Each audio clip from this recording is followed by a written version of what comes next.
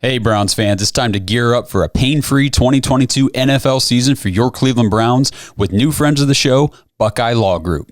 If you've been injured in a car accident, a slip and fall, a work accident, or even if you've been buried into the ground by Myles Garrett or stiff-armed by Nick Chubb, you need to call Buckeye Law Group today at 1-800-411-PAIN.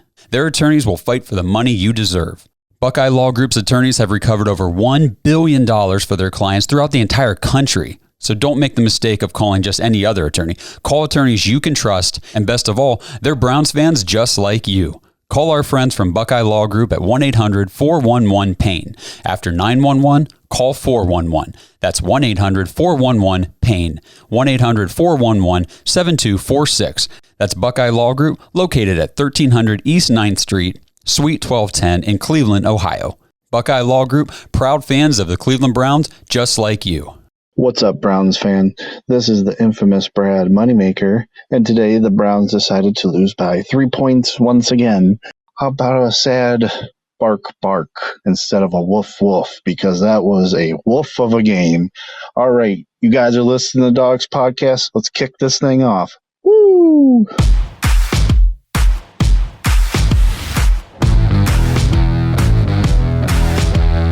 Welcome to the Dogs Podcast with your hosts, Blake Reneker, Justin Charles, John Nye, and Josh All.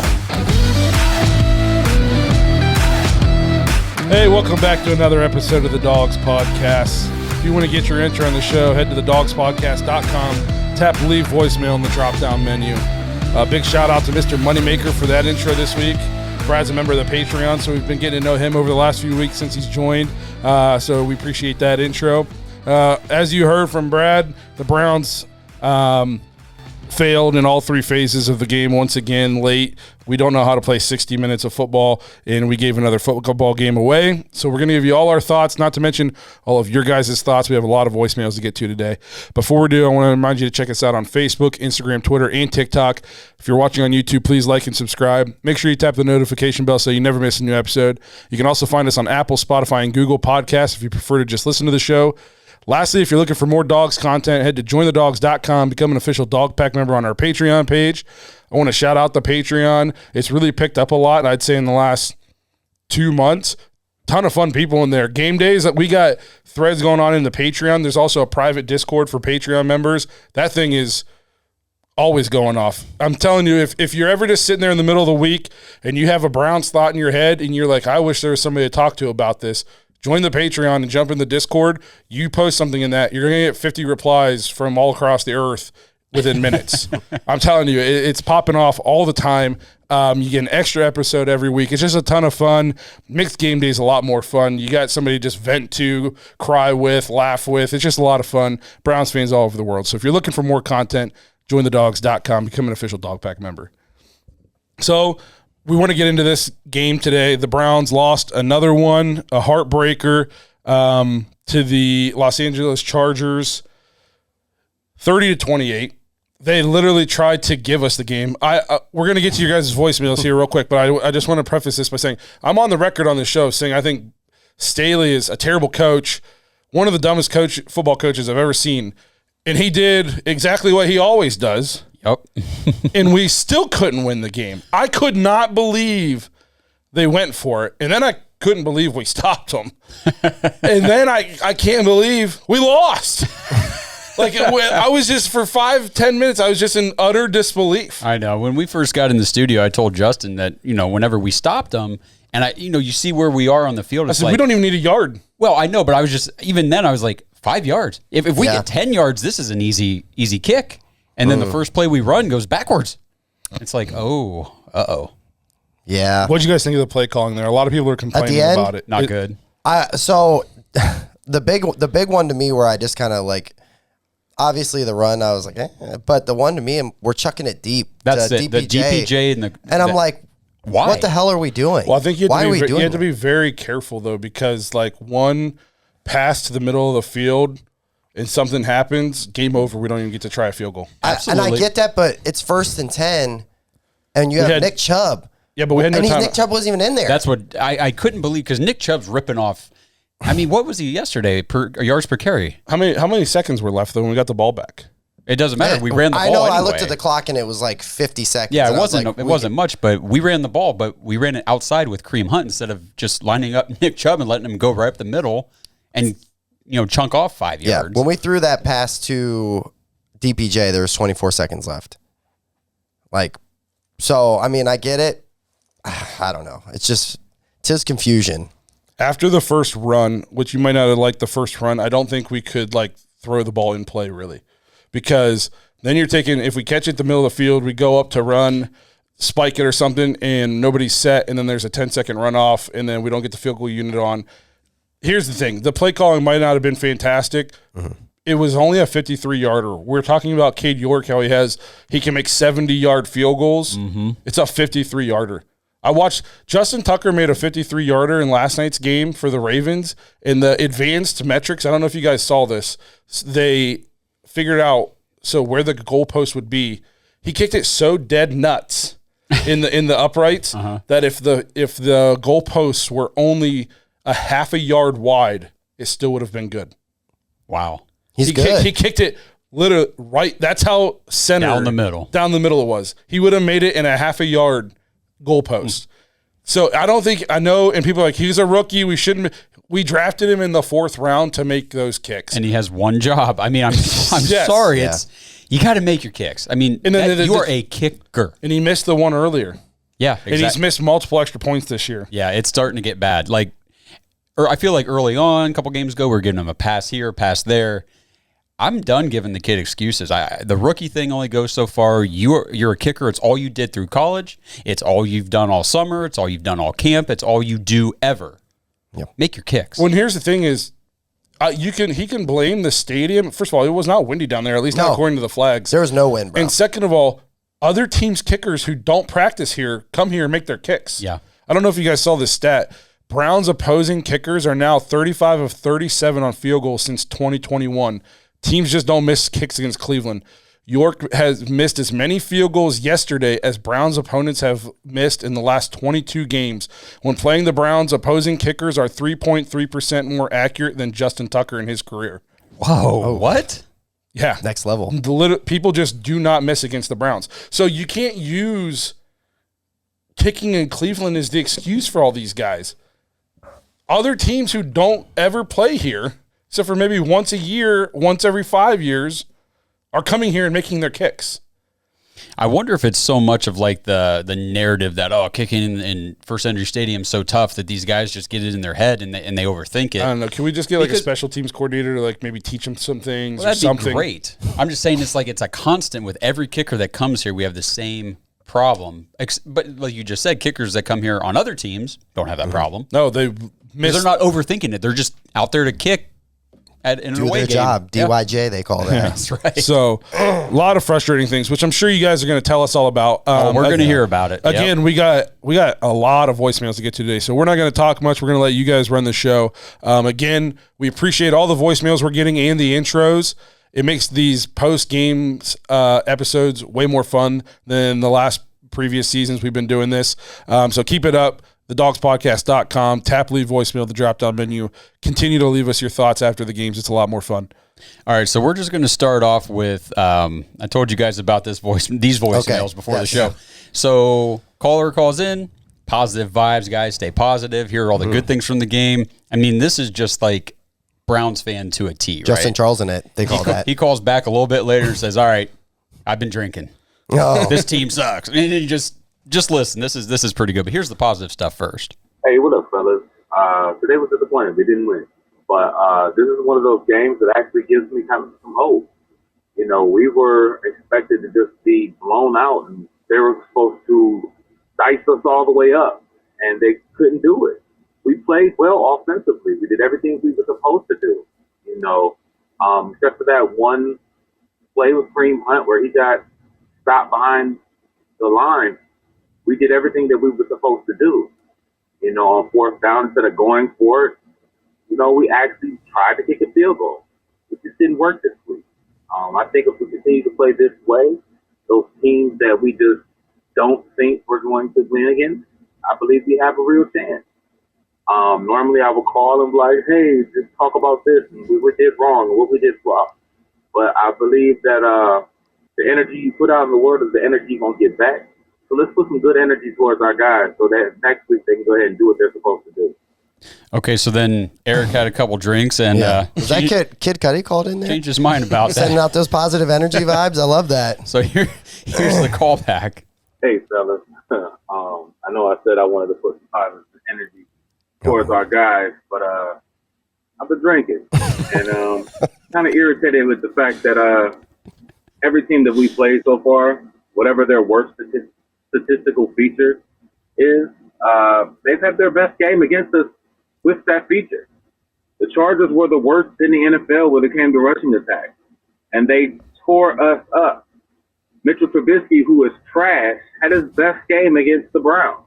The Falcons had a practice squad running back dice us up. Baker Mayfield, I mean, come on. We let him look like he actually was a good quarterback. It's very, very irritating to watch the people that you love do so terribly. What are your thoughts? What do you think we should do to stop the run? Because obviously that's the thing that kills us in every game. That and the fact that we can't seem to kick a field goal when it matters or not get a penalty on third down or, put any pressure on the quarterback. What do you think? No, did we get a name there did we get a name on that caller? Eric. Okay. So Eric, I feel second it, bro. voicemail is much more my thoughts. Yeah. Yeah. First of all, that was excellent. So we appreciate absolutely, that. man. Man, where to even begin? As far as he said, like the players, what the team is bad at, they come in and then that's what they do well against the Browns. I feel like we've been seeing that for 3 years. Yeah. 3 years we've been watching this. They said yesterday that the Chargers, had 17 straight games without a 100-yard rusher. Yeah. And Austin Eckler went over 100 yards in the first quarter.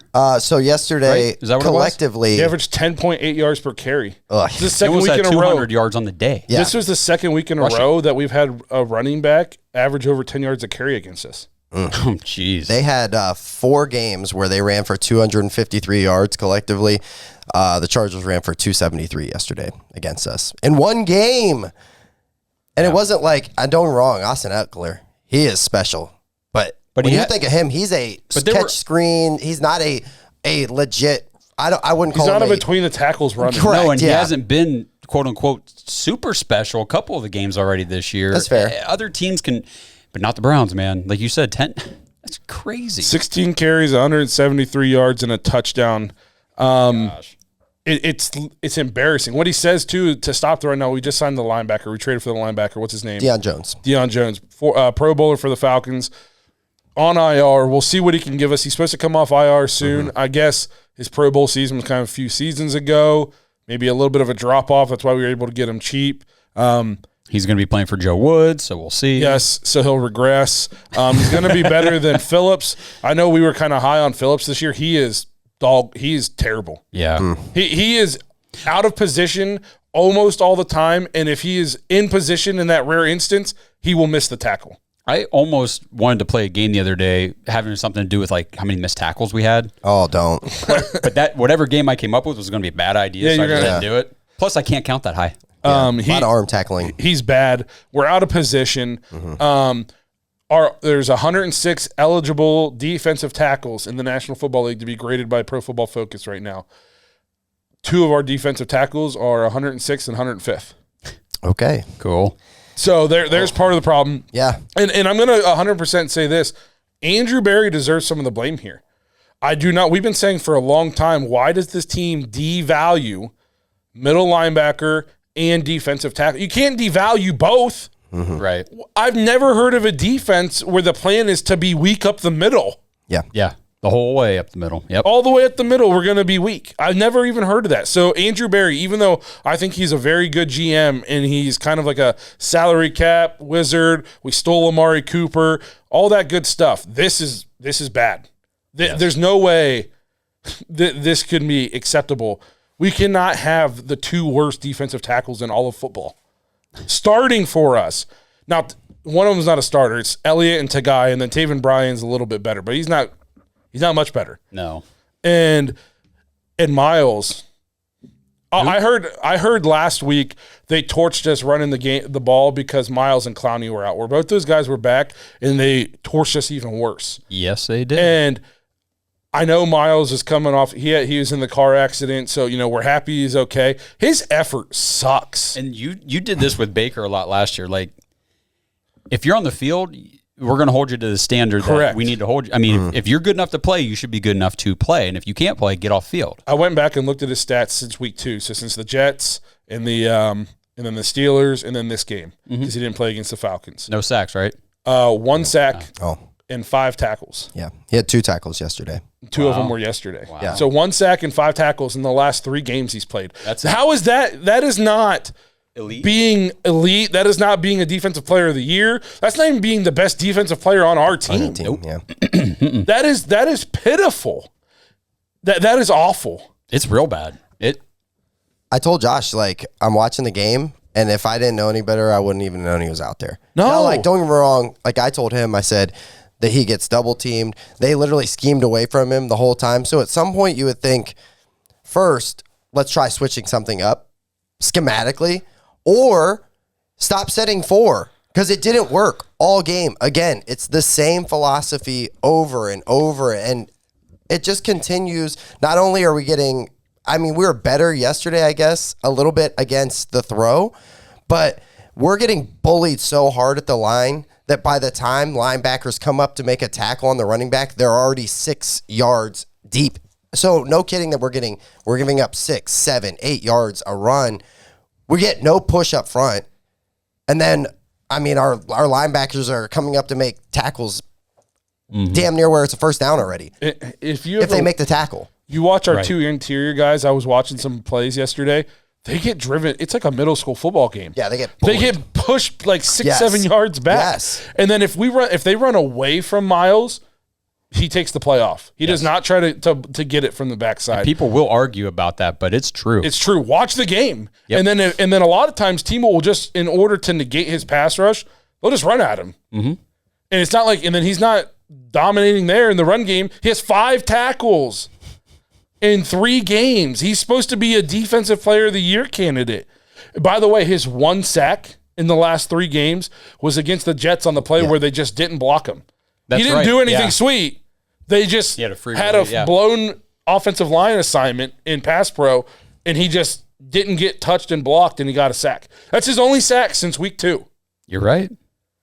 It's terrible. Here's a voicemail from Stacy talking about just that, the no pass rush. Hey guys, it's Stacy here to comment on the disappointing loss against the Chargers. Yeah, that one hurt a lot, especially for me, because it did happen to come on my birthday. So we weren't able to get a birthday win. Happy birthday, which was really Stacy. Unfortunate, but overall, we just had no pass rush. I mean, let's be honest. We have 0 pass rush the entire time. We have Myles Garrett and we have Jadeveon Clowney both back, and we're all excited. Oh, we're going to get bunch of sacks this game. Miles definitely going to break his record. No, we couldn't even get freaking pressure on the guy. So that was ridiculous, especially against a rookie or backup offensive lineman for the Chargers. That's insane. Joe Woods, you just suck so bad. Oh my God. But besides that point, it was just unfortunate to see the interception from Brissett at the absolute worst time when he 100% could have just ran that in for a touchdown. If you rolled the play back, he had a wide open lane. I think it was Peoples-Jones out there blocking for him. So, yeah, he had a wide open lane to the end zone. Not sure why he took it. And, of course, I think that might have ended up costing us the game. And then on top of it, my man Cade, who I had so much faith in coming into this week, misses 2 field goals. That was even more depressing because I ended up getting that I Love Cade York shirt for my birthday. So now I kind of just want to burn that shirt. Well, don't burn it. Yeah, overall, disappointing once again. I guess we'll wait till next week. Said every Browns fan ever. Yeah, There's I'm not always burning next my week. I Love Cade York t-shirt quite yet. The no pass rush thing. So Joe Woods, in my opinion, he has to go. The Browns are 30th in defensive efficiency this year. Yeah. 30th. We have the 30th ranked defense with Joe Woods. And it's the Baker Mayfield all over again. So Baker, we saw him in 2019, he was awful. And then he came back in 2020 and he was terrible early. Then he had a good last 10 games, and we're like, okay, he figured it out. And then he came back and he sucked. And we were like, okay. Joe Woods did the same thing. He was awful. You're right. Yep. He was awful. And then we got him as players. We were terrible last year to start the season for the first 6-7 weeks. Buttoned it up down the stretch. And we're like, okay, Joe Woods figured it out. Back to being awful. So it's consistency. And it's his entire philosophy on defense. And if you don't have the guys to fit the scheme that you want to run, then change your scheme to fit your players. You're a coach, for Christ's sakes. Mm-hmm. That's what you're getting paid. You do not try to put square pegs in round holes. You mold your ideas and your philosophies to what you have. And the problem is, you've been here for 3 years now. I know for a fact we drafted guys that you had input on in these drafts. Yeah. You go back and watch Building the Browns the last 2 years when we're drafting these defensive players, and he's all pumped when we're picking these guys. To do what? So you can ruin their careers? It is terrible. You cannot just send 4 all the time if your 2 interior defensive linemen are ranked 105th and 106th. Thank you. Preach, brother. Preach. You can't keep, and at some point, maybe that's what you want to do, but at some point in the last 3 freaking years, you would be like, that's not working. So I'm going to change it up. Everybody who plays in his system gets worse. We've been over this a million times. Yep. I cannot think of one player who has thrived under Joe Woods, who has come in and just blossomed into a great defensive player. JOK is regressing. John Johnson is regressing. Myles Garrett has no drive. He is regressing. Delpit looks lost. Denzel Ward looks like he got paid, and he's up and down all the time now. Mike Williams just had his way with him yesterday. Yeah, it's in his defense, Mike Williams dwarfs him. Yeah, but still. And it's just... it's terrible. And I know a lot of people are screaming, well, the players have to go out and execute. I 100% get that. But if the coach can't get them to do that, that's part of his job. Yep. Part of his job isn't just X's and O's. It's also inspiring the guys, getting them to buy in and do what they're supposed to do. He obviously isn't doing it. Let's use a very simple example of this. Like, if the Ravens had tried to make Lamar Jackson play like Joe Flacco, he never would have been anything. Yes. But instead, Greg Roman shaped and changed that entire offensive mindset around Lamar Jackson to his strengths, what he does best.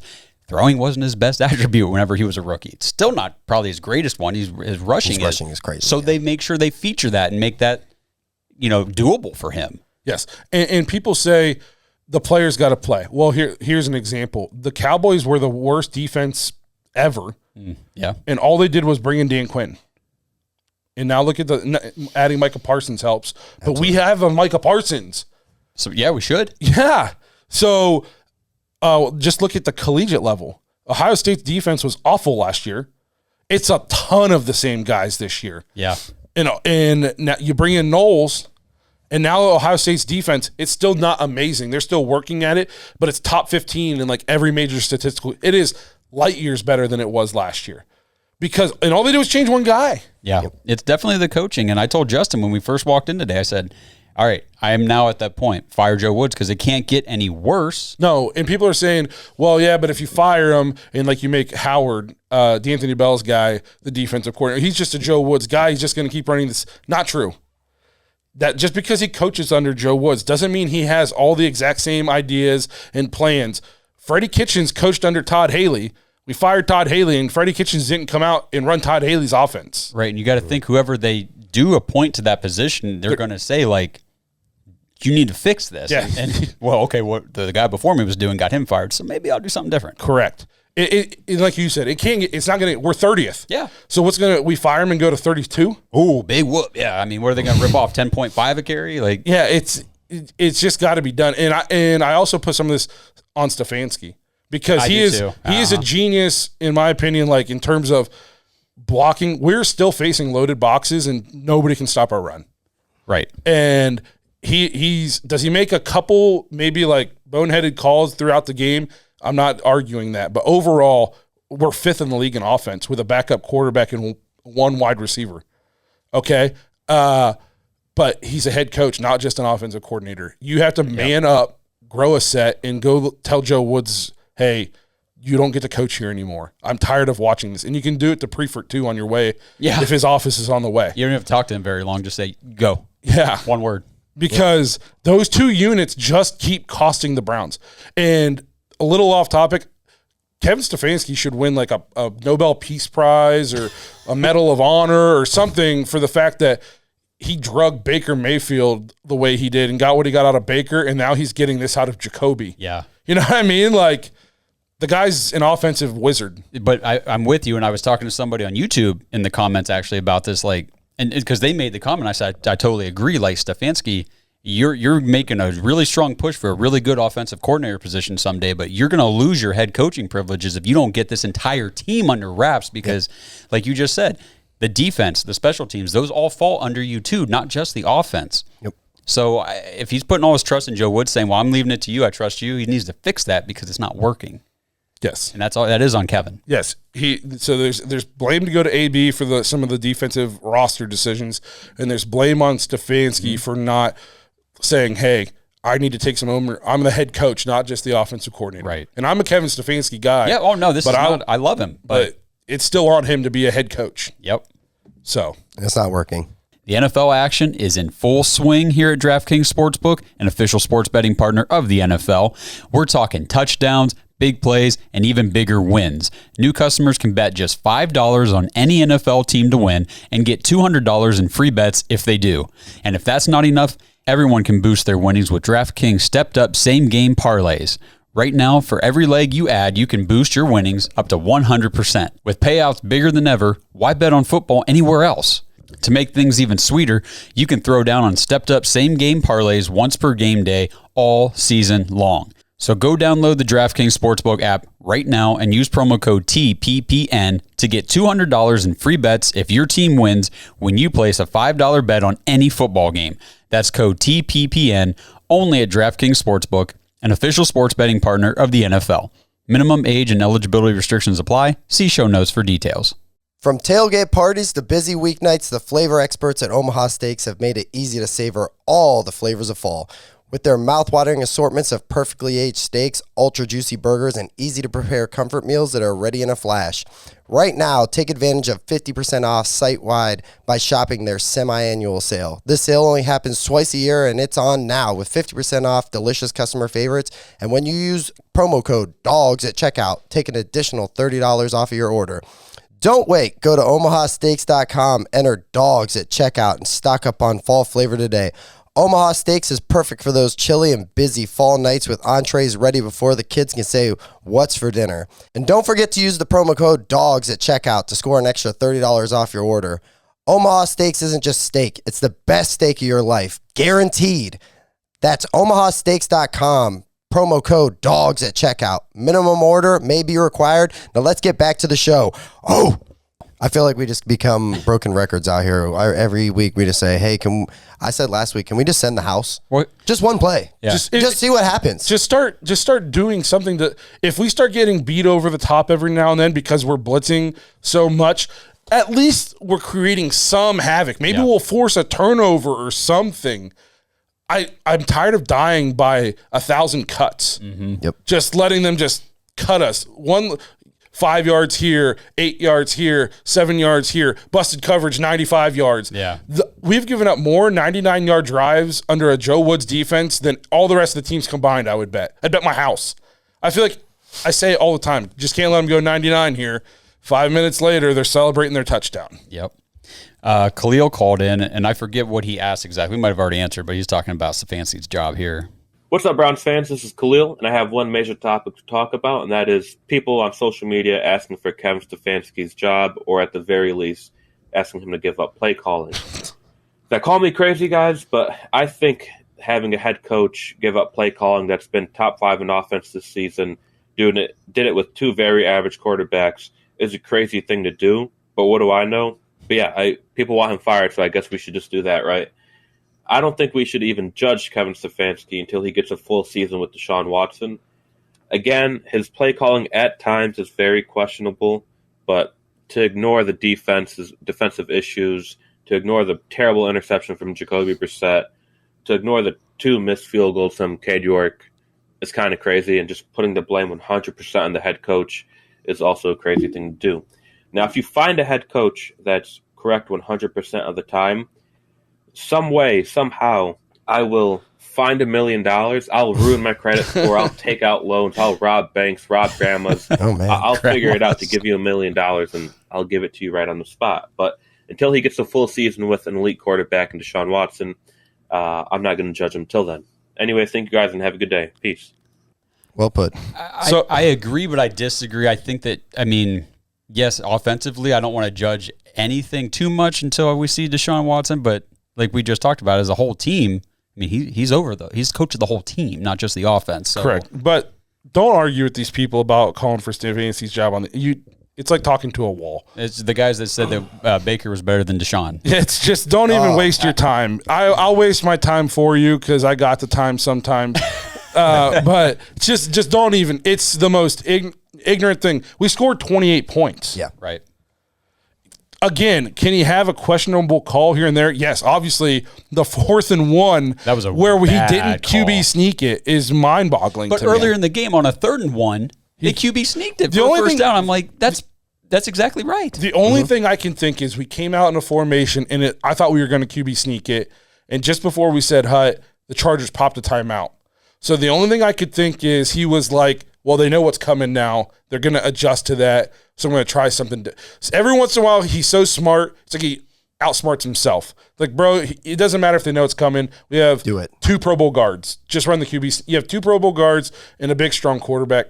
Just it doesn't matter if they know it's coming. Just do it. That didn't cost us the game. No. That didn't cost us the game. Okay? And I know the play calling at the end of the game might have been a little suspect. That being said, it was still just a 53. Do you think Jim Harbaugh or John Harbaugh worries about 53-yard field goals? No. Never. No. So just keep it under 70 and I'm good. Yeah. Again, the play calling might not have been perfect, but at the same time, he didn't do anything to cost the game. Yeah. It's really hard to look back at the game, I think, and say like, oh, this play cost us the game or that decision, that play call, whatever. To me, what cost us the game was the 10 yards of carry that we just let them have anytime they wanted. And we had to lead so many times. Yeah. And every time we get it, the defense just lets them go right down. They said it was the most lead changes in any game in the NFL this season. I will say this, like, if there's going to be any kind of defense of our defense, I thought they played well in the red zone. They had some stops where in the past that would have been 7 when we would have just been like, okay, I guess we're down 4 now. And they made some stops. They made them, kick 3. So in that regard, I'll say, okay, so we gave up 90 yards or whatever on a run. Okay, well, we held them to a field goal. There were moments. The Brissett thing with the interception, that one was painful just because I thought he played a very, very good game. And all I saw was, well, we're running this in. At worst, we're going to get a first down. He had a higher QBR than Justin Herbert yesterday. Yeah.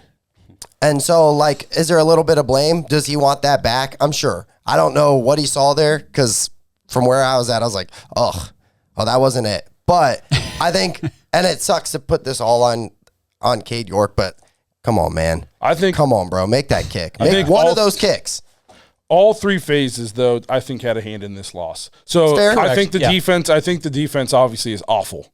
There's no defense for this defense. They did play decent in the red zone a few times. Still gave up 30 points. Yep. Okay. Yep. They were terrible. Offensively, we scored 28 points, but again, the Brissett pick, terrible. And then special teams again, 2 missed field goals. All 3 phases did something to help us lose this game. So it's not just on this game wasn't solely the defense. It wasn't solely all 3 phases contributed to the suck. But that's a theme now that we're seeing week to week. We're seeing it week to week. And like you said, I don't want to say blame it all on Stefanski, but I think that there does have to be some ownership. And then you would hope that would just get corrected. But I worry that it'll just be more of the same. Yeah. I mean, I worry that it will be that same philosophies. I wish Stefanski would hire a defensive coordinator who has maybe been a head coach before. Like Dan Quinn. Dan Quinn, Wade Phillips, Yeah. Brian Flores. One of these guys who's been in charge of a team, understands what Kevin Stefanski is dealing with as a head coach, and can kind of just Kevin can know that the defense is under good hands because this guy is elite. He's been a head coach. He knows this stuff. Like what Sean McVay did when he was a brand new coach and he was going to be calling the plays, His defensive coordinator was Wade Phillips. So he knew defense is in good hands. Yep. The Joe Woods experiment, it's got to be done. It's got to be. So this voicemail's from Jonathan, kind of goes along with what you were just saying about all three phases losses. He's just talking about how we're just not closing out games. Well, what's up, Browns fans? This is Jonathan in Columbus. There goes another Sunday shot to hell. And I don't know what we need to freaking make it through the final 2 minutes of a game. Like, we're getting a little better at lasting longer throughout the game and not blowing it in the fourth or third quarter, but every freaking game, can we stop finding ways to lose?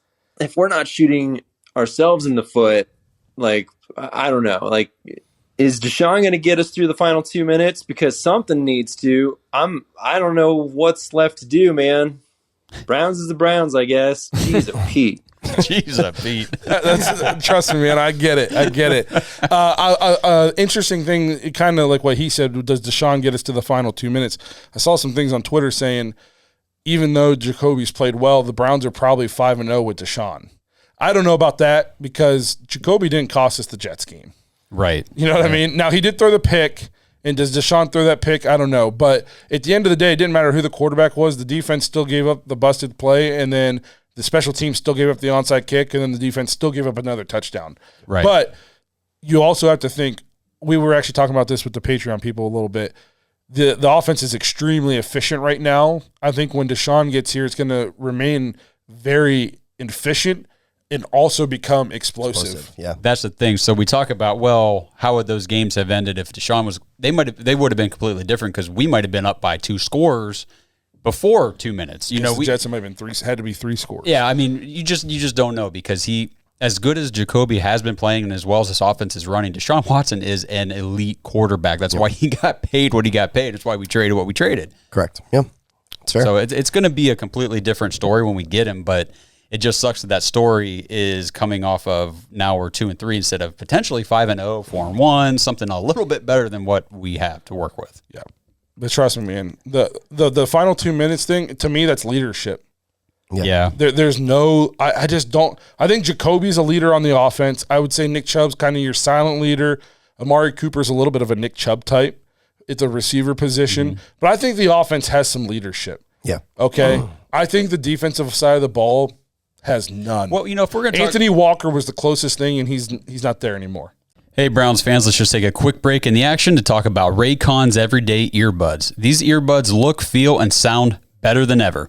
With optimized gel tips for the perfect in-ear fit, these earbuds are so comfortable and they will not budge. Trust me, Raycons give you 8 hours of playtime and a 32-hour battery life. Raycons are priced just right. You get quality audio at half the price of other premium audio brands. It's no wonder Raycon's Everyday Earbuds have over 50,000 5-star reviews. So go to buyraycon.com today. Use code TPPN15 to get 15% off your Raycon order. That's code TPPN15 at buyraycon.com. Score yourself 15% off today. Buyraycon.com, code TPPN15. I've got a lot more voicemails about how garbage our defense is and all this kind of stuff, but maybe we just take a quick minute and talk about the positives on offense. I mean, Nick Chubb, best running. I mean, you can't argue it now. He's got to be the best running back in the league. I mean, 110 scrimmage yards, I believe, in all 5 games so far this season. Browns running back Nick Chubb, first player in NFL history to rush for 575 yards and 7 TDs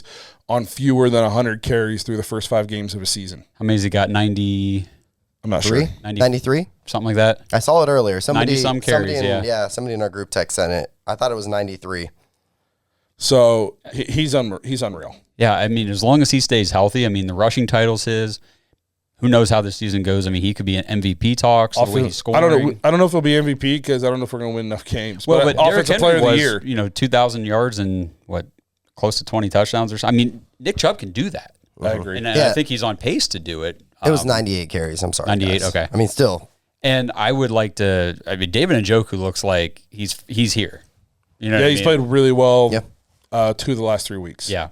And well, like you said, he plays well every game, but sometimes he's just called upon to block. And either way, I think he is playing his role. Very excited to see him with Deshaun. Yes. Very excited. And I love seeing him make plays and then the emotion afterward where he gets very amped.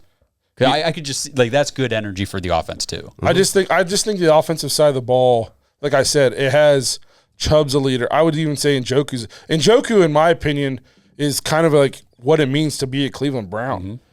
He wanted out, and then they got him to buy in. He fired an agent so he could come back, and now he's all in on this team. He does whatever they ask him, and he does it very well. I'm a big David Njoku fan. And I think our Ethan, is it Posich? Yep. Posick. I think he's playing well. Yeah. I mean, Callahan, it's at the point now. They used to say any running back would get 1,000 yards with Mike Shanahan. It's almost like any offensive lineman will play at a Pro Bowl level under Callahan. I think that's right. It's crazy. I mean, offensively, I know a lot of this episode, and I feel bad for everybody listening, watch. I know we've been negative, but the defense is just bad. But I mean, they're expecting it. That's why they call them. Yeah, I know. I don't even think it's like angry and like I don't know how you got. Blake. I don't know. Maybe I'm not even like angry anymore. I'm just more like just disappointed. I'm not mad. It's like my dad. I'm not mad. I'm just disappointed. I'm just disappointed. Yeah. Yeah, because the potential was there to be so much better, and this is just trash. I told Josh this when Cade York missed the field goal.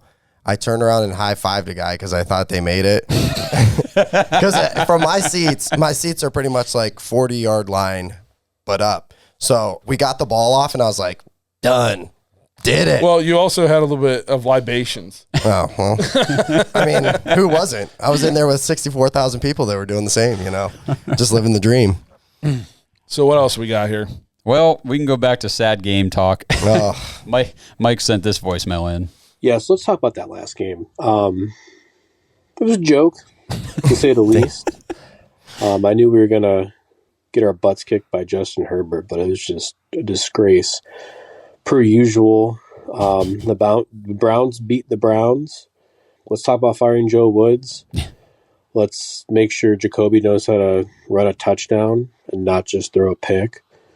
And, hopefully next week is another factory of sadness. All right, guys, take care. Thanks. Go Browns. I don't think Justin Herbert really that's what I was going to say. Shred us, but he didn't have to. He had less passing yards than Jacoby. He averaged less yards per pass than Jacoby, and he had the same amount of touchdowns. Jacoby had an 80.8 QBR. Justin Herbert had a 40.6 QBR. The big difference was Jacoby threw the pick. Yep. He just didn't have to because the game script is out there. If you want to beat the Browns, hand it out. Hand it off. Just a little fantasy advice. If anybody you got going against the Browns, fire them up. Yeah. One starters, backups, RB1 practice or squad RB2. guys. Yep. Just good to put go. them in. You're going to get 10 plus. Yep. Which I want to get into Jacoby, but I think we have a couple more that mention him, right? Yeah, here's Brad. Okay. Brad called in to talk a little bit about Jacoby. Jacoby Brissett seems to have a record of throwing interceptions at the times we most need him for some odd reason. I mean, even Staley tried to give us away the game to get the field goal. We still couldn't get it. Apparently, we don't have a defense, or we just don't have a defensive coordinator. I don't know what to say. That was Mr. Moneymaker again. That was very short and sweet. Well, I know what the some odd reason why he's throwing the picks in the money time. Yeah. He's a backup. Yes. He's a backup quarterback. He's a career journeyman backup quarterback. He was not paid to come here and win games in the last minute of the game. Correct. Yep. That was what we paid Deshaun Watson to do if we have to do that. By the way, you guys want to hear something funny? Of course. No. Since 2019, the Chargers are 2-14 in games they trailed by at least 14 points. They're 2-0 against the Browns and 0-14 against all the other teams in that situation. We had the same kind of stat fiasco against the Jets. This terrible. never happens to anybody except the Browns. Yep. So do we have any more about Jacoby? Because I do have some stuff I want to touch on him, but I don't want to have to repeat myself for the next 5 voicemails. No, we'll just play Phil's voicemail here real quick. I can't remember if he talked about Jacoby or not. What's up, guys? Phil down here in Bungles country. We definitely bungled the game today. I wasn't going to call earlier, but I was too angry, and you'd be bleeping about everything I said. Defense is trash, straight trash. I don't even know where to begin there. Joe Woods obviously needs to go, but you can't do that yet. Who the hell is going to replace him? Jacoby Brissett played well till that final interception. I guess it wasn't a final interception, but you know what I mean? He could have ran for that. He could have gotten the first down, or at least been close, and we would never gotten in a situation where Cade York has kicked a 50-damn yard field goal, and he missed both. Like, I thought we got a kicker in the 4th round because he was good. I'm ready to replace him already. Just Browns being Browns again. I feel your pain, bro. So a lot of people have talked about Jacoby, and a lot of people on Twitter, I was getting into it with them on there about Jacoby. They're saying, I have people saying he's not been an upgrade over Baker, which to me is that's crazy. Laughable. Why did somebody try to say, look at their first 5 game stats? Baker's stats were actually better. This season? No. So Baker's first 5 last year versus Jacoby's first 5 this year. Well, one, look at the overall offense. Our efficiency this year is 1,000,000 times better. Correct. Yes. Okay. Second of all, Baker's first 5 games last year were inflated by the Chiefs and the Chargers. The Chiefs games, he got all of his yards on. They were one of the worst defenses in the history of the NFL the first 5 weeks last year. And those 2 games that he had a lot of yards, he had a chance to win the game on the last drive and through picks. And then the other 3 games that he won, because he was 3-2, the defense bailed out his terrible play. He was bad against the Texans, bad against the Bears, and awful against the Vikings. So miss me with this, Jacoby isn't an upgrade over Baker. If you're watching these games and you don't think the offense is better with Jacoby Brissett, just stop watching football. Just stop.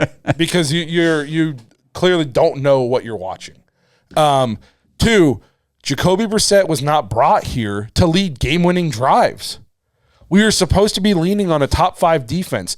Yes, I'm not giving him a pass. The interception yesterday was terrible. He shouldn't have thrown it. That being said, he gave us the lead in that game so many times. Yeah. Jacoby he out-QBR'd and out-passed Justin freaking Herbert yesterday. And you're going to tell me he's the reason we lost? Stop. He's a backup quarterback. He's a journeyman quarterback. We should not be asking him to be Superman for us. He is supposed to be here to lean on the run and lean on a top 5 defense and just not lose us the games. You're going to get untimely interceptions when we're asking him to go outside himself and do something that for his entire career we know he is not capable of doing. We're not supposed to be asking him to go win his football games. That's what we talked about all offseason leading up to this year was, Deshaun's going to be out. So we just need Jacoby to go in there and not make turnovers. Our defense will, secure the game, and we just need to do what we need to do and get out with a win. Well, offensively, that's what we're doing. Yep. The defensive side of the equation is not holding up its end of the bargain.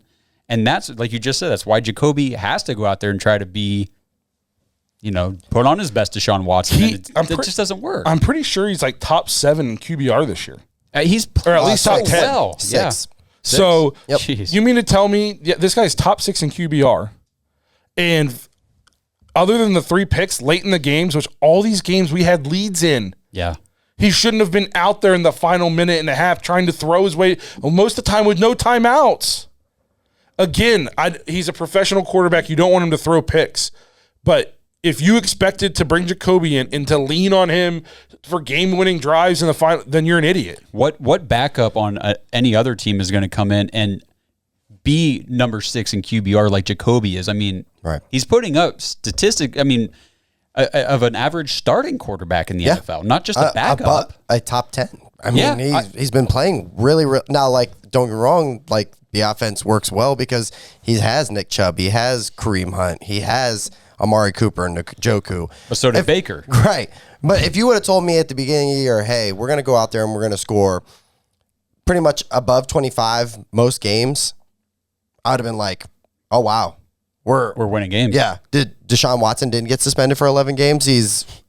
We're settling it next year, I guess. He's playing all the games. I mean, I don't know. Don't get me wrong. Like you said, the interceptions are super untimely, and it sucks because that's what we wanted this year out of him, is a guy that wasn't going to make those mistakes. I think that's why everybody soured on Baker so quickly, is because in the big moment he made those mistakes.